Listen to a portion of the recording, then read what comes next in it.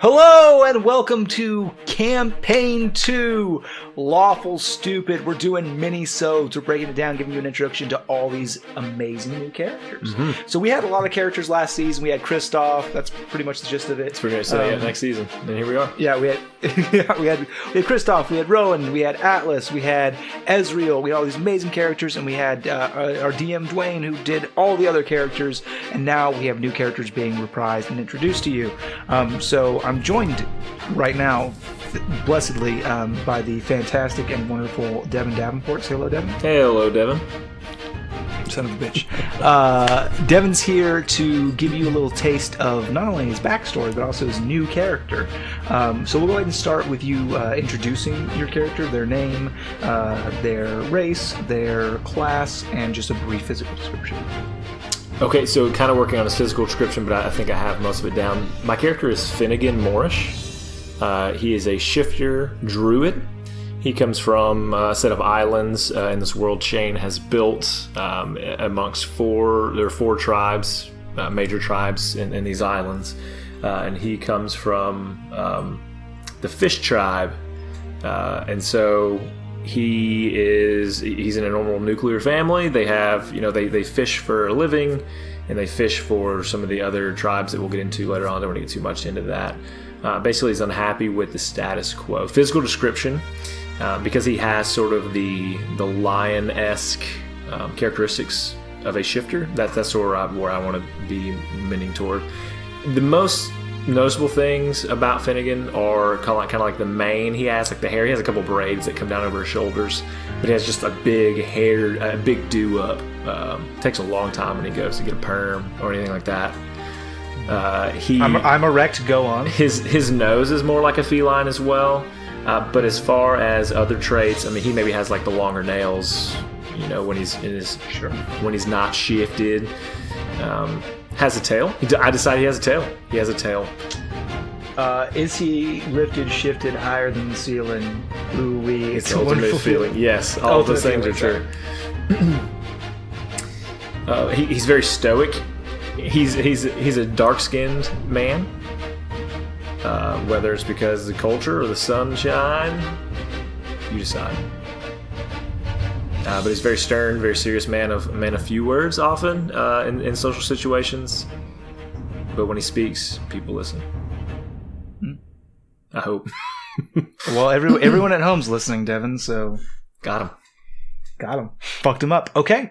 And I believe you have a special treat for us as we start. And so our story begins. When I was a boy, my grandmother told me a story. A story about the ants and the grasshoppers. You see, the ants were many and the grasshoppers were few. But the grasshoppers were bigger, and so they seemed to have all of the power. And so they bullied the ants. In each summer they forced the ants to forage food for them, even at the expense of sometimes starving themselves. That is, until one of the ants looked at his people and knew something had to change. But he also knew that he could not do this himself. And so the ant set out to find some others that could help him restore balance. And he brought back many different bugs, bigger bugs, quicker bugs. But it still wasn't enough. And finally, as the grasshoppers were returning to gather the food, he viewed them from high up in a tree. And he saw them there in front of the ants and knew then what he must do. He quickly climbed down and stood in front of the grasshoppers who threatened his life. But when he spoke to the grasshoppers, there was something different, a knowing. The ant said something my grandmother used to say. Sundish jakla bante ionzia. That is to say, power belongs to those who give it. That day the ant seized power back from the grasshoppers and never again stood under the power of another bug. And that was the plot of Pixar's A Bug's Life.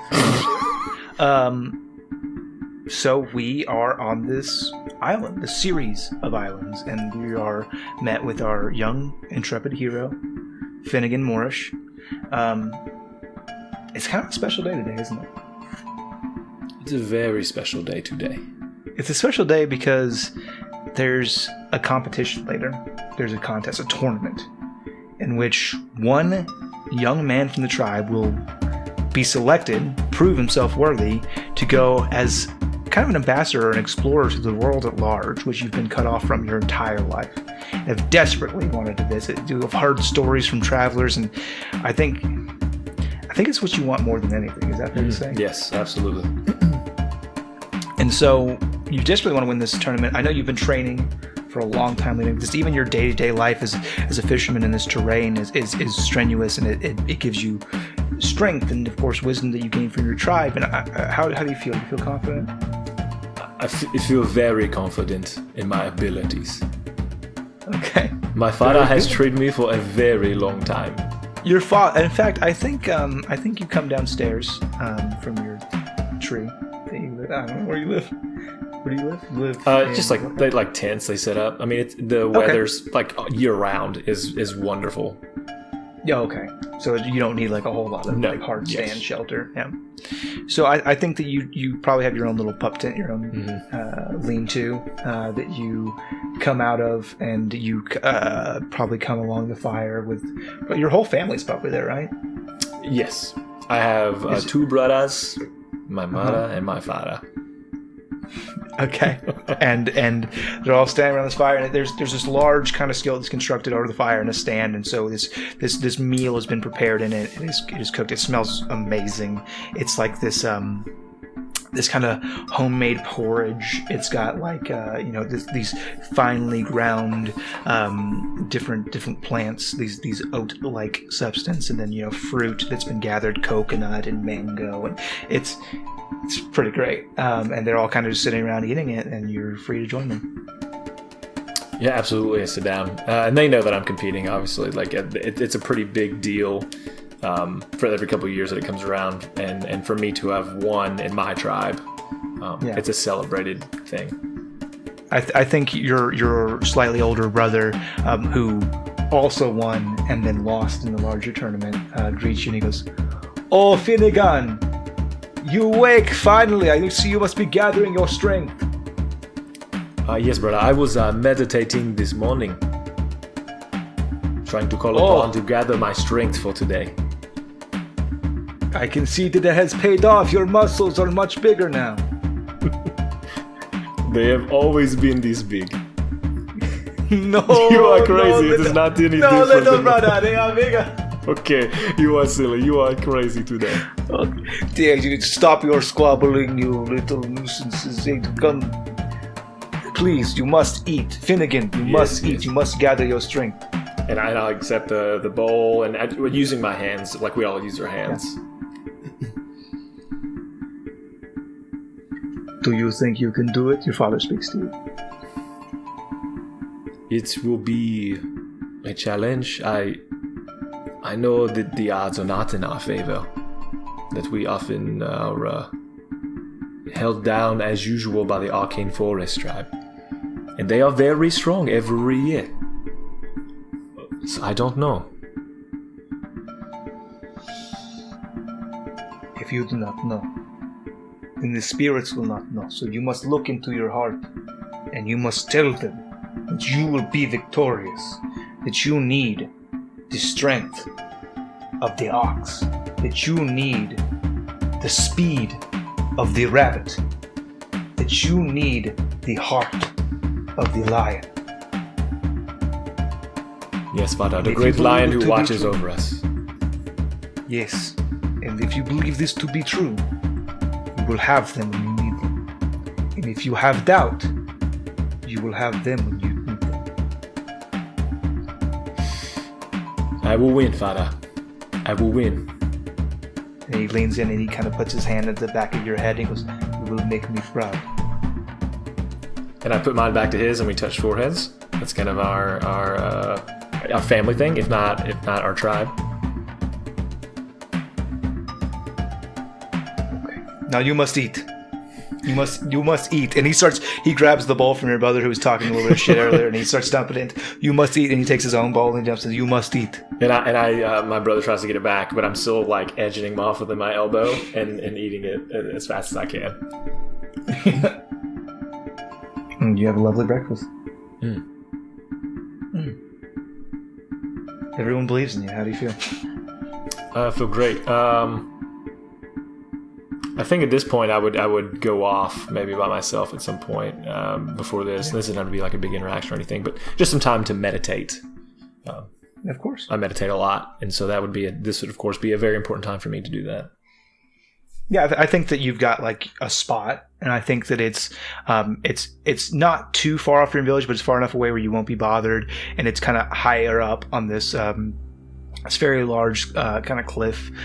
There's a waterfall there that comes through this beautiful source of fresh water that kind of all of your tribe goes to, but up towards this waterfall is a very calming space for you, and it's a place where you can kind of sit down and center yourself and do what you need to do. And so probably the quick kind of, I wouldn't say prayer. I don't think that Finnegan is necessarily a spiritual man. I mentioned earlier that the lion watches over us, but I think he uses a lot of those lines because his family says it, just to kind of put them at ease. But he doesn't really know if there's anything that really controls. He's very much aware that people will control their own destinies, make their own fates, get what they deserve, strongest survive, that kind of thing. That's very much what he believes. So, but he goes out and says, he sits down, sort of feet hanging over like a rocky part of this waterfall, not in the water but next to it, and he says, if there are any spirits that watch over us, would you please provide me the strength of the lion, the heart of the lion, the speed of the rabbit? Give me the strength to get out of here, to beat the arcane tree people who have held us down for too long. It is a new person's time to rise up and to rule.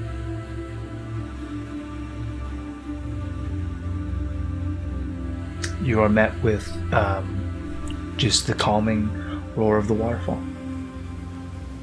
If there's anything you need to do to prepare, you've got some time to do that. Otherwise, we are going to get right into the action. Nope, I think I'm well prepared as I think I'm going to be. And so I had to... so there's this central island that's sort of... If you look at like a... what do you call it? A yin-yang? A yin-yang? So the islands are kind of shaped like a yin-yang where they're two equal parts, but imagine that split apart.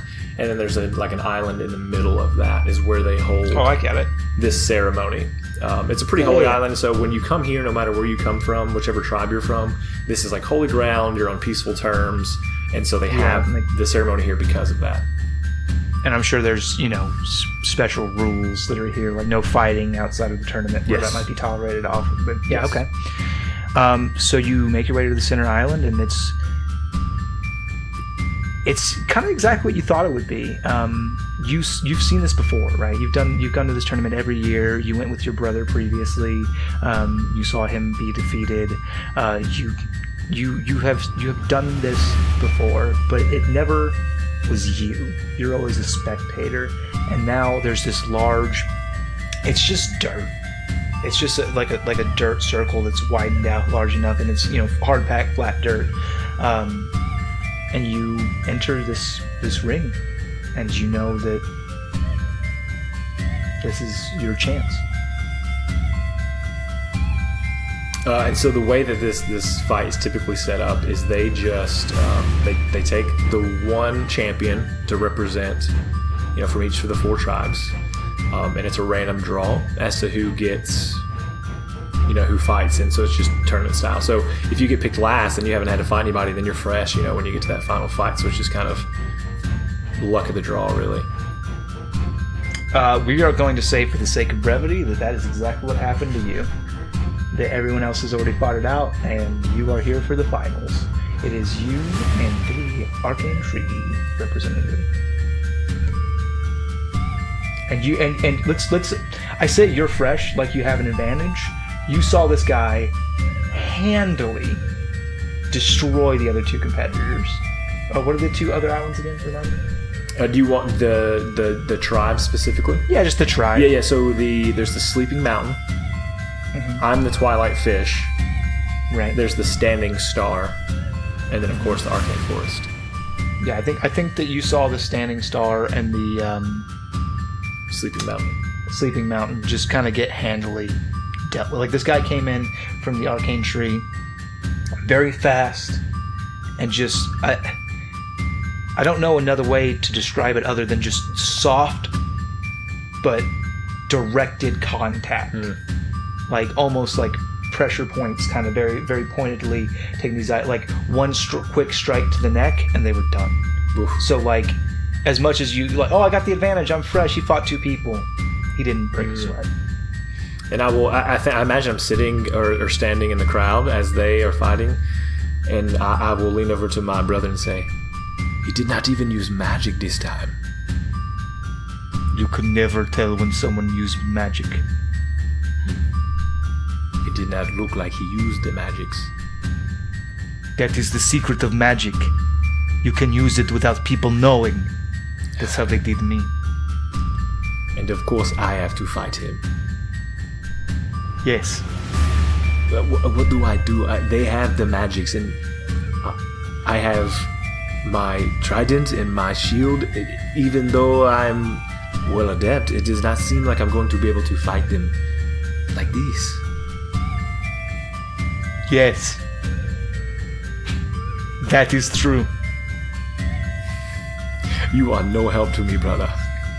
I can only tell you the same thing that Father taught to us. You must believe. You must.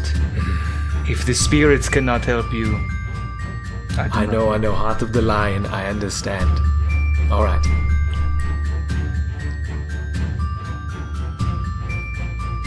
And now our next competitor enters the arena.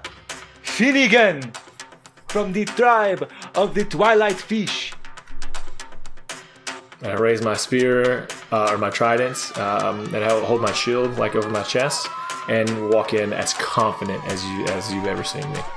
And there is a roar from everywhere that's not the arcane tree. Yeah. like the mountain folk, the fucking star folk, your own tribe, they're all fucking standing like, yeah, go Finnegan! And of course, the current reigning champion who has defeated the other opponents, we have from the arcane forest, Izu.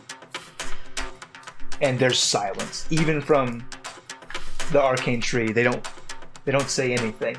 They just stare. How far are we? Are we currently like facing one another? Is there going to be like any rules like laid down before this, or is it just because we've been through this? You've been through this. So you're not supposed to kill anybody. You're supposed to fight with honor. I'll look at Izu and I'll say, I would like to say it is nice to see you again, but that would not be the truth. You will see me from another vantage when you are on your back. And then so I'll take my trident and tap it against my shield twice, and then crouch into a fighting position. And you see him back up, and he kind of just puts one arm behind his back, which you've seen as his fighting style. It's not like he's like taunting you or anything. And he just puts his hand in front of him, making like a fist with 2 fingers outstretched. And so, is there a go? Do they give me a go? Yes, the guy who kind of announced you goes, begin! All right. I don't know how you want to run this fight, but so I lunge out immediately. I don't hesitate.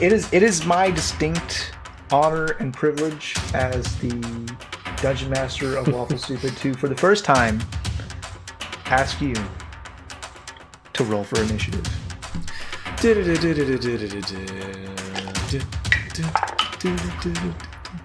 That's a 15. You can throw it away because I'm not using initiative. Cool, I didn't have any dice. Yeah, go ahead. Cool. I also rolled a 15. I did roll it, but very cool. Okay, so yeah, you just described to me what you do. Yeah, so the first thing I do is take and with shield up, I lunge out to him, aiming for the middle of the body.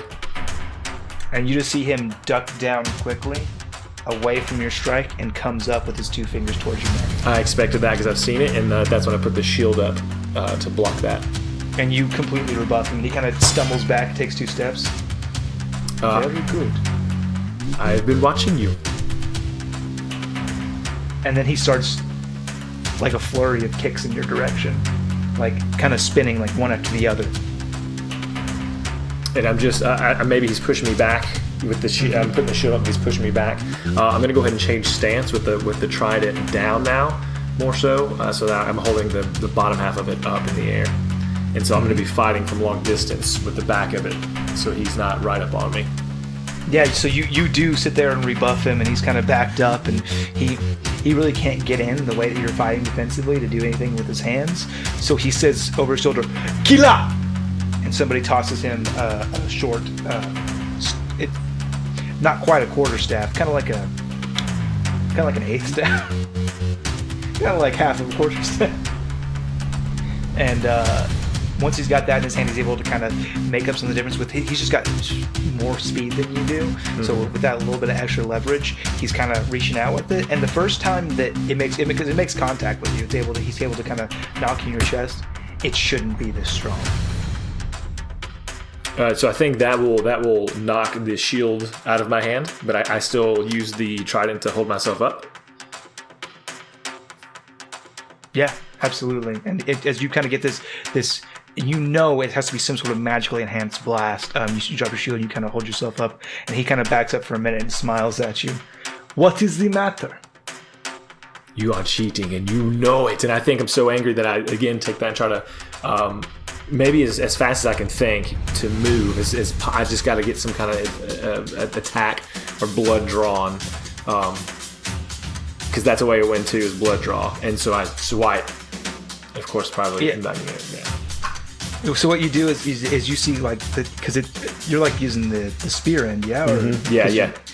You use the spear end and it comes up, and he's just barely able to move out of the way as it comes through, and he's kind of got like these braids on. It's very similar to it's a different style, but just like you're wearing braids, he's got braids as well, and you're able to cut one of the braids off his hair, which is a sign of dishonor. So he kind of just snarls and roars at that when as he sees and feels the braid fall, and he brings that eighth of a staff back around, and he kind of does in a looping arc up and around your blow and lands it on the wrist of your spear hand. Oh, and I drop that because that is a heavy hit. Yeah, like you're not sure if it's broken, but it hurts. And I imagine I'm pretty close to him at this point since I came in for that swipe through. Absolutely, you guys are very near. And I'm gonna throw my elbow into his stomach, try and knock the wind out of him. And you do that exactly that. Yeah. So you come in for a solid elbow, and you see him double over as all the air leaves him, and you're able to back up and get some space. And I think in my heart I believe, I can finish him now. And so with that split second he's given me, I start to run at him, and I'm just gonna swipe at his face with my claws.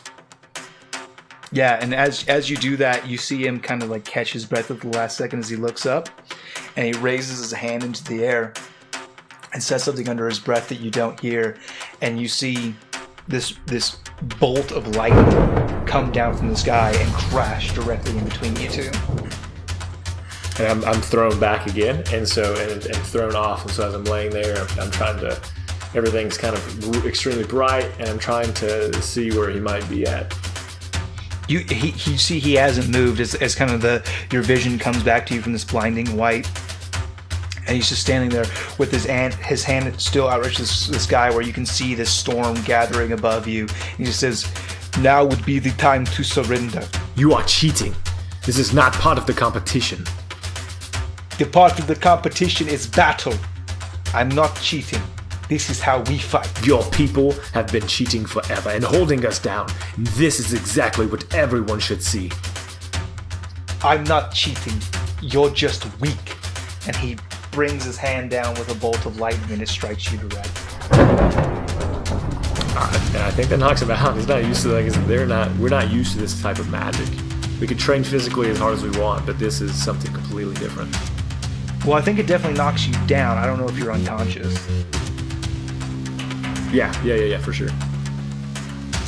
So you're kind of laying there, maybe twitching, definitely like almost smoking and smoldering, as you see him as he foretold from a different angle as he approaches you, and you're looking up at him from your back, and he's still got his hand outreached, and this guy goes, "Normally, I would wait for them to call the fight, but I want to hear you say that you surrender." Oh, snap.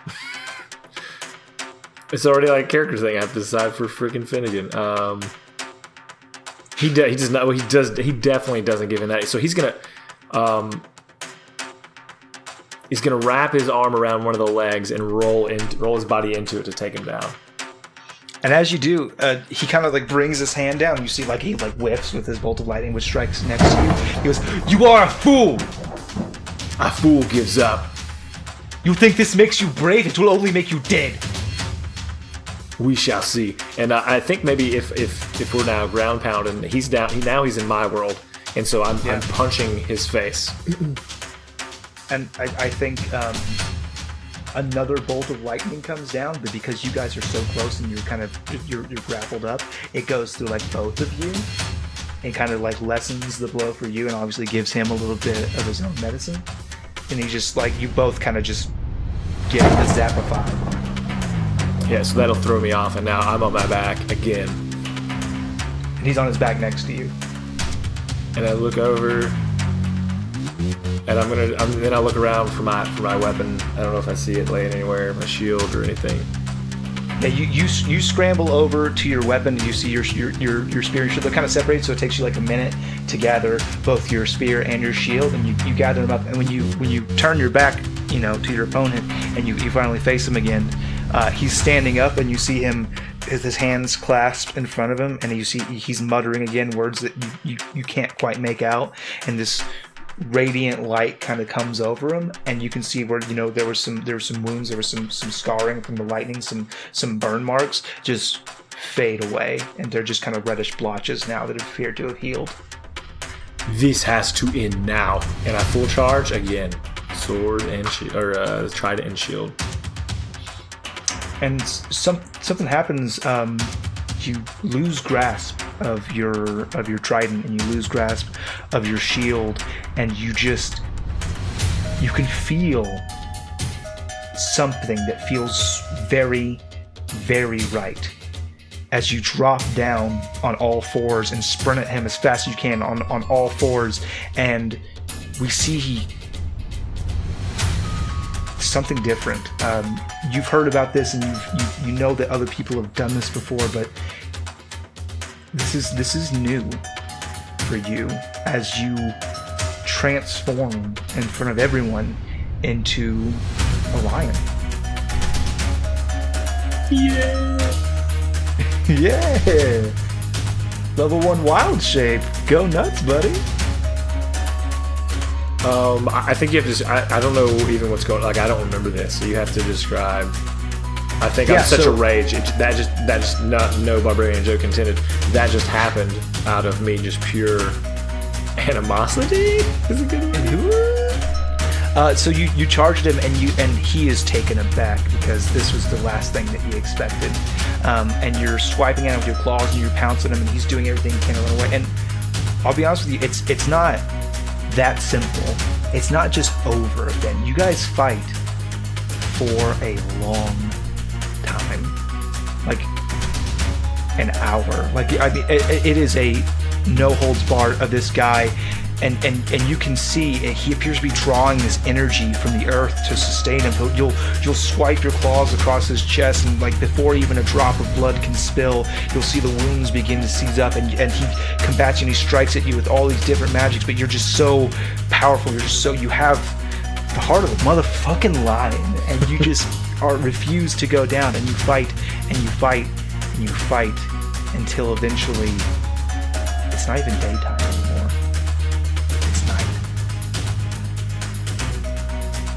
And the crowd is just staring at you open-mouthed, and you guys have been fighting for so long, and you don't remember any of this, but just flashes of just moments come and go as you fight. And then as soon as the sun sets and the dark falls, you remember clearly the smile on Izu's face as a beam of energy falls down on you.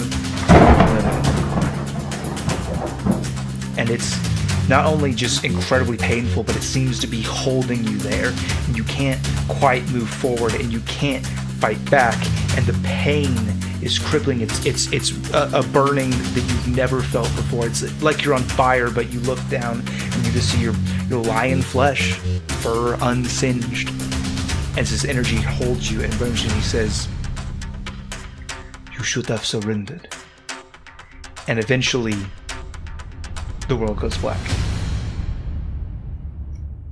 And I think there's a time where you don't know if you're alive, you don't know if you're dead, you're just floating. And then you wake up. And you're in your bed, or your tent. You're sore, but alive. And I raise my hands up. And I guess they're my hands, my regular hands. They are your hands, they are not lion's paws. Look around, swing over my cot.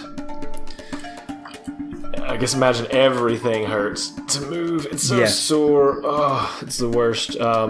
There's a salve next to my bed that my mother has obviously made for me, and I'll take that, and I know what it does, and I'm just gonna rub that on my arms and my neck. From your stirring, your mother actually rushes in. She goes, "Oh, Cub, are you okay?" I'm okay, Mother. I was so worried. I've let you down again. No, sweet. I've let us all down. She puts her hand on your neck. She says, "No," and she presses her forehead to yours, and she says, "No, you have not let us down. It was unfair for what has happened to you." Mother, it has always been unfair. That is what our life is unfair. And tears are kind of coming down from her face, and you can feel them, and she says, "Yes, life is unfair, and you can meet the injustice with the heart of a coward or the heart of a lion, and the whole world saw how you would face this." We haven't even been out in the whole world, Mother. We know that it exists, yes. But we've never been off these islands because we are held captive by the arcane forest people.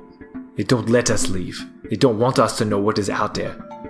Because they are afraid that if we find out, we might just become stronger than they are. And she kind of finds herself at a loss for words. We are your family. Of course, and we love you.